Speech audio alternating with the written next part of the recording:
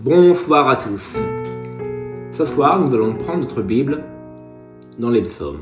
Psaume 121, chapitre 121, verset 1er. Cantique des degrés. Je lève mes yeux vers les montagnes. D'où me viendra le secours ? Le secours me vient de l'Éternel qui a fait les cieux et la terre. Il ne permettra point que ton pied chancelle. Celui qui te garde ne sommeillera point. Voici, il ne sommeille ni ne dort, celui qui garde Israël. L'Éternel est celui qui te garde. L'Éternel est ton ombre à ta main droite. Pendant le jour, le soleil ne te frappera point, ni la lune pendant la nuit. L'Éternel te gardera de tout mal et gardera ton âme. L'Éternel gardera ton départ et ton arrivée, dès maintenant et à jamais. Amen. Ce soir, c'est le verset 8 qui nous intéresse. L'Éternel gardera ton départ et ton arrivée, dès maintenant et à jamais. Quand on lit ce verset dans les psaumes, on pense souvent à ce que Dieu nous garde sur la route pour notre départ et notre arrivée. Mais quelquefois, tout ne se passe pas comme prévu. Nous pouvons, sur notre trajet, rencontrer des obstacles, des problèmes moteurs. Si je devais donner un titre à mon message ce soir, et as-tu vérifié ton contrôle technique ? Pour ceux qui ont une voiture, nous savons que nous devons le passer le contrôle technique tous les 2 ans. Ce contrôle permet d'examiner ce qui va ou ce qui ne va pas. Ce contrôle sert à examiner différents points sur la voiture. Et ce soir, j'aimerais que l'on puisse faire ensemble ce contrôle technique. Mais avant de faire ce contrôle technique, je vais te raconter cette histoire qui s'est passée aux États-Unis, mais qui pourrait se passer en France. Nous connaissons tous des personnes ayant eu un accident de voiture, ou même peut-être vous-même. Commençons cette petite histoire. Cette femme, un jour, prit sa voiture et après avoir déposé ses 3 enfants, repartit pour son travail. Sur la route, un épisode neigeux est venu et malheureusement, cette femme a été victime d'un grave accident. Elle a glissé et est restée coincée dans un ravin durant toute la nuit. Imaginez-vous un seul instant dans la même situation. Personne ne pouvait l'entendre. Elle hurlait, elle pleurait et n'avait aucune solution à son problème. Elle était seule, désemparée. Mais pourtant, un homme surgit de nulle part et demanda « Y a quelqu'un ? Y a quelqu'un ?» La femme était heureuse de voir son libérateur. Puis, il la sortit de la voiture et elle retrouva ses 3 enfants et son mari. Cette histoire, qui paraît si banale, finit très bien, mais nous fait voir que sur le chemin, cette femme a rencontré le bon Samaritain, comme nous pouvons le lire dans la Bible. Luc chapitre 10, versets 30 à 34, il est écrit « Jésus reprit la parole et dit « Un homme descendait de Jérusalem à Jéricho. Il tomba au milieu des brigands, qui le dépouillèrent, le chargèrent de coups et s'en allèrent, le laissant à demi-mort. Un sacrificateur qui par hasard descendait par le même chemin, ayant vu, cet homme passa outre. Un lévite qui arriva aussi dans ce lieu, l'ayant vu, passa outre. Mais un samaritain qui voyageait, étant venu là, fut ému de compassion lorsqu'il le vit. Nous pouvons imaginer que sans cet homme, cette femme serait morte. Mais un jour, nous avons rencontré ce bon samaritain qui nous a parlé de notre Seigneur Jésus. Ce soir, Dieu va te dire plusieurs choses. Tu vas me dire, je suis déjà chrétien, je connais le Seigneur, je n'ai pas besoin de bon samaritain. Détrompe-toi, tu n'as peut-être pas besoin de bon samaritain, mais ton prochain a besoin de toi. Tu seras peut-être le bon samaritain pour ta famille, pour un collègue de travail, et pourquoi pas, lors d'un accident de voiture où tu seras arrêté pour aider une personne. N'est-il pas écrit dans Marc chapitre 12, verset 31 ? Tu aimeras ton prochain comme toi-même. Il n'y a pas d'autre commandement plus grand que celui-là. Amen. La seconde chose que Dieu aimerait te dire, c'est que sur cette route, je t'envoie Jésus pour que tu ne puisses pas te perdre. Il est comme ce bon samaritain, il veut prendre soin de toi. Il veut juste que tu lui fasses confiance. Laisse-lui prendre le volant de ta vie et il te dirigera Ésaïe nous dit ces choses. L'Éternel sera toujours ton guide. Amen. Tu cherches une direction? Laisse tes clés de ta vie ou de ta voiture et tu verras que ton Dieu ne t'abandonnera jamais. Confie-toi en l'Éternel de tout ton cœur et ne t'appuie pas sur ton intelligence. Reconnais-le dans toutes tes voies et il rendra tes sentiers droits. Proverbes chapitre 3, versets 5 à 6. Vous allez me dire, comment peut-on éviter les accidents? Eh bien, en faisant le contrôle technique. Nous allons voir brièvement 5 contrôles que nous pouvons faire nous-mêmes. Bien sûr, cette liste n'est pas exhaustive. Il y a d'autres contrôles que nous pouvons faire. Mais le Saint-Esprit m'a donné ces 5 points. Le premier point, les pneus. Les pneus, c'est un organe vital pour pouvoir tenir sur la route et ne pas glisser. Peut-être que l'histoire de cette femme que j'ai racontée tout à l'heure, elle n'avait pas les bons pneus sur sa voiture. Ce soir, je veux faire cette comparaison. As-tu le bon équipement pour marcher avec lui? Dans Éphésiens chapitre 6 verset 15, il est écrit « Mettez vos chaussures à vos pieds, le zèle que donnent les évangiles de paix ». Il est bon d'avoir les bonnes chaussures pour ne pas glisser. Si tu cours avec des chaussures à talons, tu tomberas. Mais si tu prends une bonne paire de baskets, tu avanceras plus vite. Le terrain peut être glissant.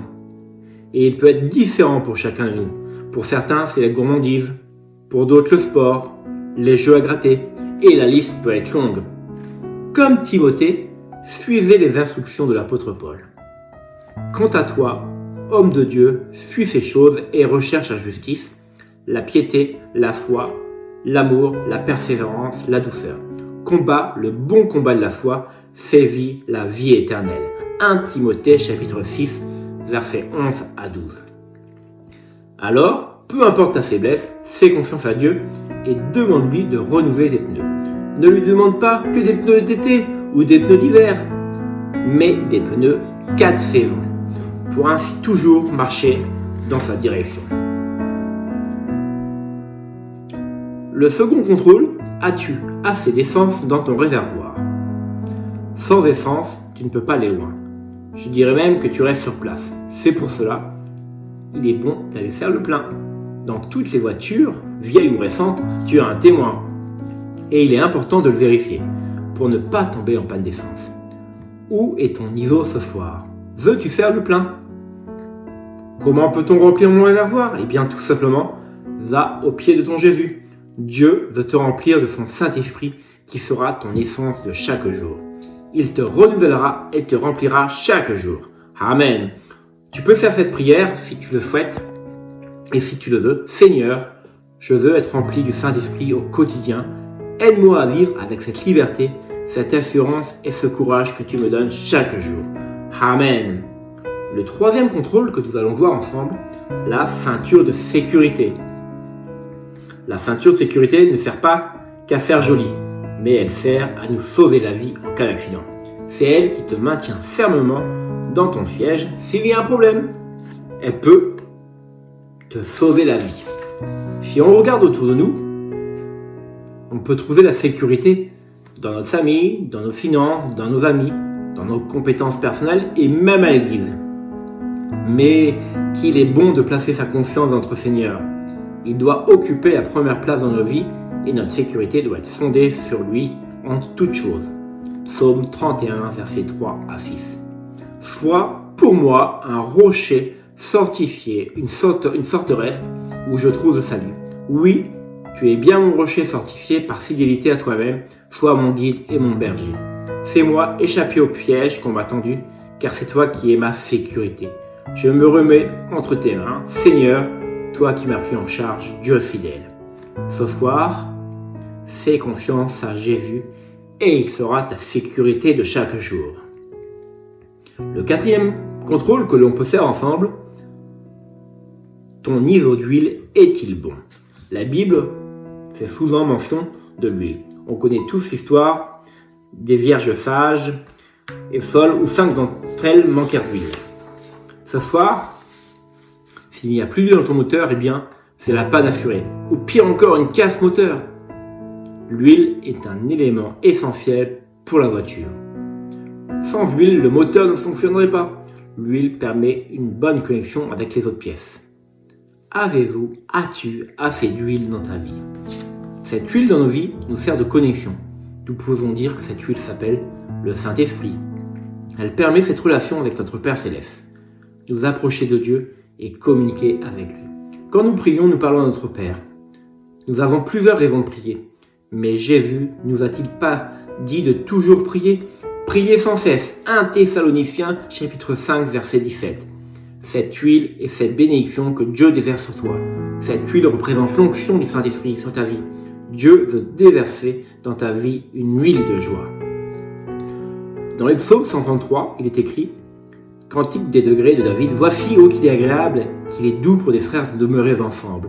C'est comme l'huile précieuse qui est répandue sur la tête, descend sur la barbe d'Aaron, qui descend sur le bord de ses vêtements.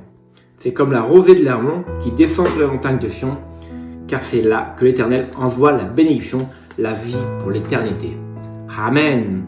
Le 5e contrôle et le dernier point, le clignotant. Les clignotants sont indispensables pour tourner à droite ou à gauche. Il permet aux autres de savoir quelle direction nous allons prendre. La bonne direction, c'est celle dans laquelle le bon berger veut te conduire. Si ta direction que tu as prise n'est pas le bon choix, sache que chaque kilomètre que tu vas faire va t'éloigner de ton objectif et de ton Dieu. Si tu choisis de prendre la bonne direction, tu verras que ton sentier sera éclairé et que notre bon berger est avec toi, avec nous. Alors si tu penses que tu n'es pas sur la bonne direction, arrête-toi, mets-toi sur le bas-côté de la route et demande à Dieu sa direction. Et crois-moi, il te répondra et il te fera aller là où il désire et là où il est bon que tu y ailles. Il faut juste lui faire confiance. Confie-toi en l'Éternel de tout ton cœur et ne t'appuie pas sur ton intelligence. Reconnais-le dans toutes tes voies et il rendra tes sentiers droits. Proverbe chapitre 3, versets 5 à 6. Pour conclure ce message, je dirais que si votre voiture ne passe pas le contrôle technique, prenez vite rendez-vous chez votre garagiste. Mais encore plus important que votre voiture, c'est votre vie éternelle, votre vie avec Jésus. Ressentez-vous le besoin que le Seigneur vienne réparer votre vie ou votre cœur? Cherchez-vous une direction? Avez-vous la sécurité de l'avenir? Ce soir, si tu doutes, ou si tu as besoin de ton Seigneur, demande-lui qu'il vienne dans ta vie. Demande-lui de te donner des bonnes clés. Demande-lui que l'huile puisse couler sur ta tête, sur ta vie, que le Saint-Esprit puisse vous guider au travers de votre vie. Ne reste pas au garage, mais laisse Dieu conduire ta vie. Fais-lui confiance et tu ne seras jamais déçu. Pour terminer, nous allons lire le psaume 37, verset 5. Recommande ton sort à l'Éternel, mets en lui ta confiance et il agira. Soyez bénis et à très bientôt.